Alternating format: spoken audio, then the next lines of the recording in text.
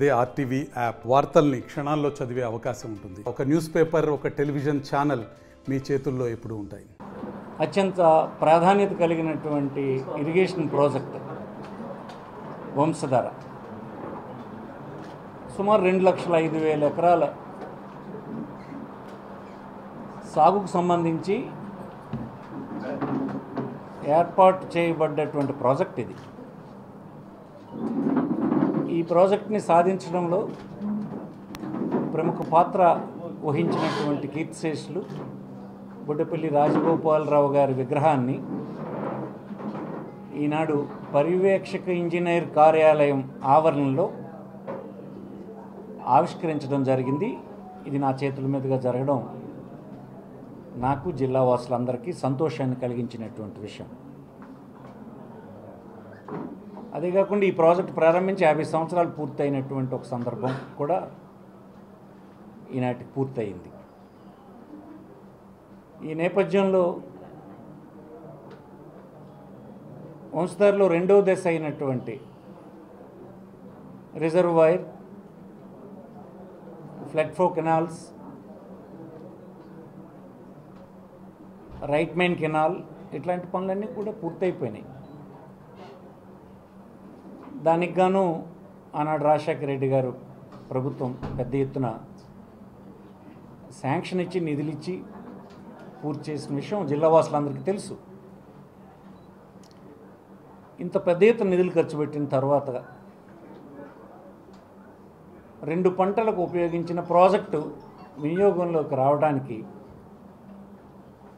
ఒరిస్సా రాష్ట్ర ప్రభుత్వంతో ఉన్నటువంటి వివాదం అడ్డంకిగా ఉన్నటువంటి నేపథ్యంలో ముఖ్యమంత్రి గారు స్వయంగా, ముఖ్యమంత్రి శ్రీ జగన్మోహన్ రెడ్డి గారు స్వయంగా ఒరిస్సా పోయి కూడా ఒరిస్సా ముఖ్యమంత్రి గారిని కలవటం, వారిని ఈ ప్రాజెక్టులో ఉండేటువంటి వివాదాలు తొలగించడానికి చొరవ తీసుకోమని కోరడం, ఈ అన్ని విషయాలు కూడా రాష్ట్ర ప్రజలు గమనిస్తూ ఉన్నారు. ట్రిబ్యునల్లో ఒక జడ్జిమెంట్ వచ్చినప్పటికీ కూడా ఇంకా ఒరిస్సా రాష్ట్ర ప్రభుత్వం కొన్ని వివాదాలు లేవనెత్తుతుండడం వల్ల ఆలస్యం అవుతుంటే మన రాష్ట్ర ముఖ్యమంత్రి వర్యులు జగన్మోహన్ రెడ్డి గారు ప్రాజెక్ట్ని 100% వినియోగంలోకి తీసుకురావడానికి ఒక ఆల్టర్నేటివ్ని గుర్తించి నేరేడుకు బదులుగా గొట్టా వద్ద ఉన్నటువంటి బ్యారేజ్ నుండి 36 మీటర్స్ హైట్కి నీరు తీసుకుపోయి అక్కడి నుంచి లిఫ్ట్ చేసి రిజర్వాయర్లో వేసే దానికి దగ్గర 180 కోట్ల రూపాయలు అవసరం అవుద్దని చెప్తే దాన్ని శాంక్షన్ ఇవ్వడం, ఆ టెండర్ పిలవడం, పనులు ప్రారంభించడం, బహుశా ఈ ఖరీఫ్ మొదలయ్యే నాటికి పనులన్నీ పూర్తయి ఒకవైపు ఖరీఫ్కి గ్రావిటీతో నీరు ఇడిచిపెట్టడం, 2 రిజర్వాయర్ నింపడానికి లిఫ్ట్ చేసి 19 TMC పోయడానికి ప్రయత్నం చేయడం, ఈ పనులతో ఈ ప్రాజెక్టు పూర్తి షేప్లో రైతాంగానికి, జిల్లా ప్రజలకు అందుబాటులోకి వస్తుందని చెప్పడానికి నాకు చాలా సంతోషంగా ఉంది. ఈ ప్రాజెక్టు వెనుక నేను కూడా అనేక ప్రభుత్వాలు వెనుక, ముఖ్యంగా రాజశేఖర రెడ్డి గారి, ఆయన కుమారుడైన జగన్మోహన్ రెడ్డి గారి వెనుక పనిచేయడం, ఈ స్థితికి ఇది రావటం నాకెంతో తృప్తినిచ్చినటువంటిది. జిల్లా ప్రజలందరికీ జీవన ప్రమాణాలను పెంచేది ఇది కావడం జరిగిందని సందర్భం మనం చేస్తున్నాం. ఆ సందర్భంలో ఇక్కడ ఈ విగ్రహాన్ని పెట్టడంలో ముఖ్య ఉద్దేశం ఏంటంటే ఇలాంటి జీవన ప్రమాణాలని సాధించగలిసినటువంటి ప్రాజెక్ట్ సాధనలో కృషి చేసినటువంటి గొప్ప వ్యక్తుల్ని స్మరించుకోవడానికి, జ్ఞాపకం ఉండడానికి, నెక్స్ట్ జనరేషన్కి తెలియడానికి ఈ ప్రాజెక్ట్ సాధనలో ప్రముఖ పాత్ర వహించినటువంటి రాజగోపాలరావు విగ్రహాన్ని ఇక్కడ పెట్టడం జరిగింది. అది కూడా ఈ ప్రాజెక్టు పేరు కూడా రాజశేఖర రెడ్డి గారి గవర్నమెంట్ ఉన్నప్పుడే ఈ ప్రాజెక్ట్కి రాజగోపాలరావు గారు పేరు పెట్టడం కూడా జరిగింది. అదే క్యాబినెట్లో నేను కూడా ఉన్నాను. ఆ విధంగా ఈ ప్రాజెక్టుతో ఎవ్రీ స్టేజ్ నాకు సంబంధం కలిగి ఉన్నాను. ఇది గొప్ప విషయం అని, ఇది సాధించిన వ్యక్తుల్లో సాధించడానికి కారకులు ఎవరైనా ఇది అమలు చేసినటువంటి ఇంజనీర్స్ అంతా ఇక్కడ ఉన్నారు. రకరకాల స్థాయిలు వాళ్ళు వారి వారి స్థాయిల్లో ఇది మన ప్రాజెక్టు, మన ప్రజల ప్రాజెక్టు అని ఎన్నో ఇబ్బందులకి ఎదుర్కొని కూడా ఇది పూర్తి చేయగలిశారు. వారందరికీ వారు సూపరింట్ ఇంజనీర్ ఇప్పుడు ప్రస్తుతానికి డోల తిరుమలరావు గారు, అంతకుముందు పనిచేసినటువంటి సూపరింట్ ఇంజనీర్స్, ఇప్పుడు పనిచేస్తున్న executive engineers, deputy engineers, AEs, technical staff, మిగతా నాన్ టెక్నికల్ ఈ ప్రాజెక్టులో పనిచేసిన ప్రతి ఒక్కరికి ఈ జిల్లావాసిగా నేను నా ప్రభుత్వం తరఫున ప్రజల తరఫున వారందరికీ అభినందనలు ఈ సందర్భంగా తెలియజేస్తున్నాను. ఇదే సందర్భంగా ఒకటి రెండు విషయాల్ని నేను చెప్పాలనుకుంటున్నాను. అంటే ఈ లిఫ్ట్ ఇరిగేషన్ గురించి ప్రజలకు పెద్దగా తెలియదు. అనేక సందర్భాల్లో చెప్పాను, కానీ గొట్టా వద్ద బ్యారేజ్ కడితే గ్రావిటీతో వచ్చి 19 TMC మనం సేకరించగలుస్తాం ఎర్రమండలం రిజర్వాయర్లో. అక్కడ బ్యారేజ్ అలౌ చేయకపోవడం వలన, నేరేడు దగ్గర అలౌ చేయకపోవడానికి లీగల్ హార్డిల్స్ ఉండడం వలన ప్రాజెక్టు మీద డబ్బు అంతా ఖర్చు అయిపోయింది. కనుక వినియోగంలోకి తేవాలంటే గొట్టా వద్దున్న బ్యారేజ్ దగ్గరే స్టాగ్నేటెడ్ వాటర్ని తీసి రిజర్వాయర్లో పోయడం. అంటే వచ్చే సంవత్సరం నుంచి ఈ ఖరీఫ్కి గ్రావిటీతో వచ్చిన నీరుని ఉపయోగించుకుంటూ ఆ వచ్చే సంవత్సరం వేసవిలో మనం రిజర్వాయర్లో ఉన్నటువంటి 19 TMCని ఉపయోగించుకుంటాం. ఆ విధంగా చేయడంలో లెఫ్ట్ రైట్ మెయిన్ కెనాల్స్ని సంవత్సరం పొడుగునా ఇక పారే ప్రాజెక్టుగా కృష్ణా గోదావరి ప్రాంతాల్లో జీవనదుల మీద ఉన్నటువంటి ప్రాజెక్ట్ ఎలా అయితే ఆ రైతాంగానికి ఉపయోగపడుతుందో ఇక్కడ వంశధార ఆ విధంగా ఉపయోగపడుతుందని ఈ సందర్భం మనవి చేస్తున్నాం. ఇది పెద్ద అచీవ్మెంట్. ఇది ప్రాజెక్టుకు సంబంధించింది. అలాగనే ఇక్కడ ఆఫ్షోర్ రిజర్వాయర్ నిలిచిపోయినటువంటి ప్రాజెక్టుకి మళ్ళీ ముఖ్యమంత్రి గారు శ్రద్ధ తీసుకొని రీకాస్ట్ చేసి మళ్ళీ టెండర్స్ పిలిచి పనులు ప్రారంభించారు, మీకు తెలిసినటువంటిది. సో అలాగే తోటపల్లిలో కొంత ఆయకట్టు ఈ జిల్లాలో కలుస్తూ ఉంది.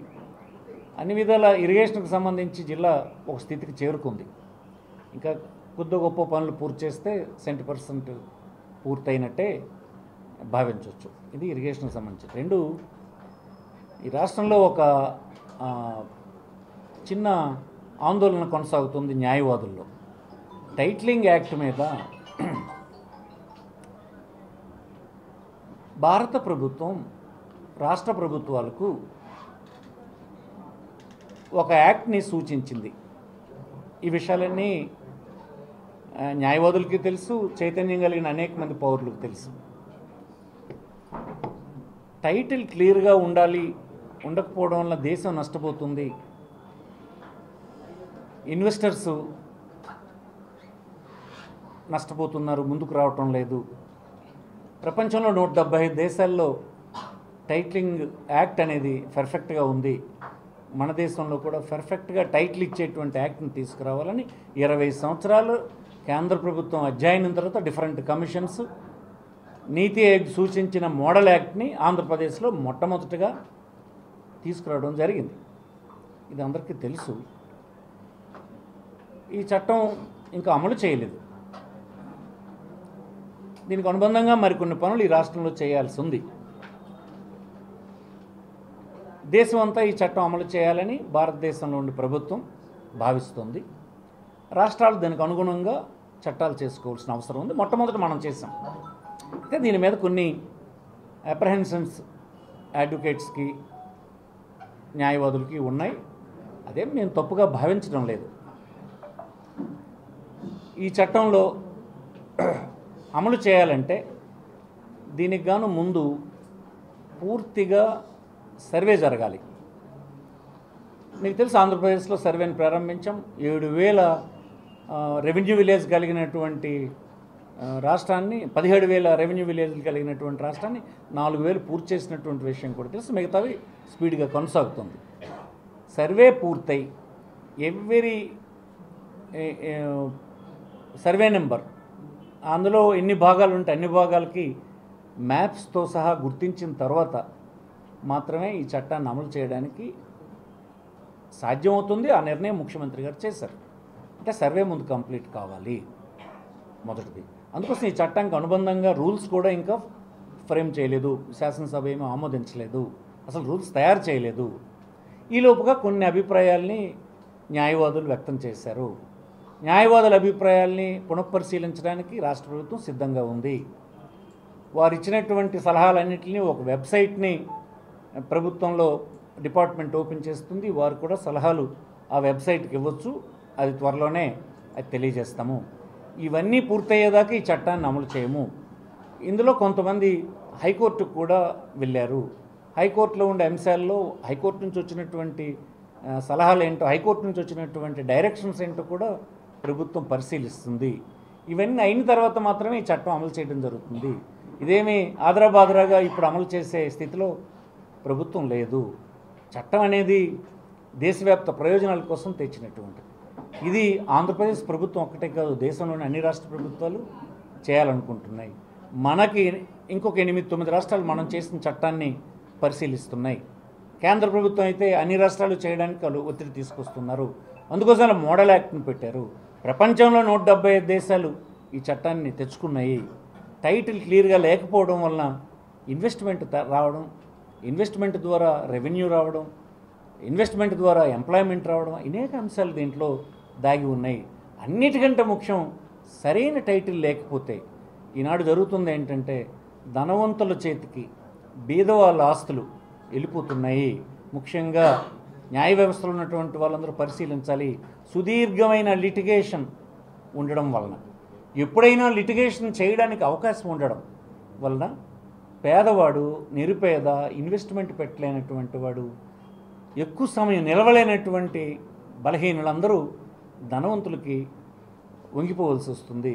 ధనవంతులకు కారు చౌకగా ఆస్తులు ఇచ్చేవలసి వస్తుంది. ఇన్ని అంశాలు దీని వెనక దాగున్నాయి.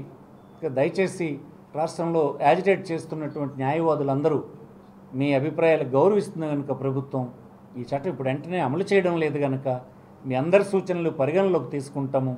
అవసరమైన సందర్భంలో మీతో ముఖాముఖి మాట్లాడడానికి కూడా మాకు అభ్యంతరం లేదు. అన్నీ జరిగిన తర్వాత ఆమోదయోగ్యమైనటువంటి పద్ధతిలోనే ఇది అమలు చేయడం జరుగుతుందని, దీన్ని విశ్వసించాలని ప్రభుత్వంగా చెప్తున్నాము. వ్యక్తులు కాదు ఇది. వ్యక్తులు, ప్రభుత్వాలు అనేవి టెంపరీ. చట్టం వ్యవస్థకు సంబంధించింది. వ్యవస్థలో అన్ని ప్రయోజనాల్ని రక్షించడానికే అటు దేశంలో అనేక కమిషన్లు, ఇప్పుడు 1991లో దీని మీద అధ్యయనం ప్రారంభమైంది. ఈవేళ 30 సంవత్సరాలు అయిపోతున్నాయి దగ్గర. ఇంత సుదీర్ఘకాలం స్టడీ చేసినట్టు తెచ్చింది. ఒకరు తొందరపాటుగా చేసినటువంటి విషయం కాదు కనుక మీరెవరూ ఆందోళన చెందాల్సిన అవసరం లేదు. మీ అందరూ కోర్టుల్ని పునఃప్రారంభించి మీ అందరూ విధులకు వెళ్ళాలని, సజావుగా కోర్టులన్నీ నడవాలని ఈ సందర్భంగా కోరుకుంటున్నాను. రెండవది, రాష్ట్రంలో పెద్ద ప్రోగ్రాం ఒకటి టేకప్ చేశాం. సుమారుగా 71,811 ఎకరాల భూమిని సేకరించి 30,65,315 మందికి మన రాష్ట్రంలో హౌస్ సైట్స్ ఇచ్చాం. అందులో సుమారుగా 15 లక్షల చిల్లర ఇల్లు కూడా శాంక్షన్ ఇచ్చాం. పెద్ద ఎత్తున రాష్ట్రంలో ఈ ప్రోగ్రాం జరుగుతుంది. వీరందరికీ రిజిస్ట్రేషన్ చేయించుకోవడానికి వెసులుబాటు రాష్ట్ర ప్రభుత్వం కలిగించింది. ఇది సబ్ రిజిస్టర్ కార్యాలయానికి వీళ్ళు రానక్కర్లేదు. వీరికి ఇచ్చినటువంటి పట్టాన్ని పట్టుకొని ఆధార్ కార్డును ఒకటి తీసుకొని మీ దగ్గర ఉన్నటువంటి సెక్రటేరియట్లో ఉండేటువంటి పంచాయతీ సెక్రటరీని, రెవెన్యూ సెక్రటరీని మీరు కలిస్తే సరిపోతుంది. వారిద్దరూ రిజిస్టరింగ్ అధికారి ఒకరుంటారు, ఇంకొకతను మిగతా సహాయకుడిగా మీకు అక్కడ వ్యవహరిస్తాడు. రిజిస్ట్రేషన్ అధికారి ఒకరుగా ఉంటారు, ఇంకొక రెవెన్యూ అధికారి కూడా మీకు అక్కడ సహాయకంగా ఉంటారు. మీరు వెళ్ళి చేయాల్సింది ఏంటంటే మీరు నయా పైసా అక్కడ చెల్లించక్కర్లేదు. ఫీజులన్నీ మీకు రాష్ట్ర ప్రభుత్వం భరిస్తుంది. రిజిస్ట్రేషన్ ఛార్జెస్ నేను చెప్పేది ఫీజులు అంటే మీకు ఉచితంగానే అక్కడ చేస్తున్నాము. మీరు వెళ్తే మీకు ఇచ్చిన పట్టా, మీరు ఆధార్ కార్డు తీసుకుని వెళ్ళాలి. ఇన్ పర్సన్ ఉండాలి, అంటే మీరు స్వయంగా వెళ్ళాలి. ఎక్కడికి వెళ్ళాలి? మీ పంచాయతీ సెక్రటేరియట్కి, మీ పరిధిలో ఉండేటువంటి సెక్రటేరియట్కి మీరు వెళ్తే అక్కడ మీకు సహాయం చేసి కంప్లీట్ చేస్తారు. చేస్తే పూర్తి హక్కులు రిజిస్టర్ అయ్యి మీకు రికార్డ్స్లో మీ పేరున మీకు ఇచ్చినటువంటి ఇల్లు స్థలం ఉంటుంది. ఇది దగ్గర దగ్గర 31,65,000 మందికి చేయాలి ఈ పని. మన జిల్లాలో సుమారుగా చాలా పెద్ద ఎత్తున ఉంది. మన జిల్లాలో ఇంకా పెద్దగా వెళ్ళడం లేదు. ఈ జిల్లా వాసులందరినీ కోరుతున్నా, మీకు ఏ కష్టం లేదు దీంట్లో, మీరు ఒక నయాపైసా పెట్టక్కర్లేదు. మీకు కావాల్సినటువంటి పట్టా రిజిస్టర్ చేసేసి మీకు ఇచ్చేస్తాం. అది వెళ్ళాలంటే మీరు మీ దగ్గర ఉన్నటువంటి మీ అందుబాటులో మీ పరిధిలో ఉన్నటువంటి సెక్రటరియట్కి మీరు వెళ్ళండి. వెళ్తే మీకు అక్కడ వీళ్ళు అసిస్ట్ చేస్తారు. పంచాయతీ సెక్రటరీ ఉంటాడు, రెవెన్యూ సెక్రటరీ ఉంటాడు. వాళ్ళిద్దరూ కలిపి నీకు ఇది డాక్యుమెంట్ని తయారు చేసి అన్నీ వెరిఫై చేసి మీకు గైడ్ చేస్తారు. మీ ఆధార్ కార్డు తీసుకెళ్ళండి సరిపోతుంది. మీకు పూర్వం ఇచ్చినటువంటి పట్టాన్ని తీసుకెళ్ళండి. ఛార్జెస్ ఫ్రీ అంటే ఎంత అంటే ఇందులో ఒక ఉదాహరణకి ఎవరికి ఇస్తే 10 లక్షల రూపాయలు కాస్ట్ సైట్ అనుకోండి. కొన్ని ప్రాంతాల్లో అర్బన్ లిమిట్స్లో ఎక్వైర్ చేస్తే వాడు ఎంత చాలా డబ్బు కట్టాలి, 7.5% కట్టాలి. అంత పెద్ద మొత్తాన్ని ఇవాళ మేము ఫ్రీగా వాళ్ళకి చేస్తాం. ఒకరి దగ్గర నయా పైసా తీసుకోవడం లేదు. ఈ ఫెసిలిటీస్ని వెంటనే మీరు ఉపయోగించుకోవాలని ఈ సందర్భంగా కోరుతున్నాను. ఇంకేమున్నాయి? మరిన్ని వీడియోస్ కోసం ఛానల్ ని సబ్స్క్రైబ్ చేయండి. లేటెస్ట్ అప్డేట్స్ కోసం వాట్సాప్ ఛానల్ ని ఫాలో చేయండి. అండ్ లింక్ డిస్క్రిప్షన్ లో ఉంది.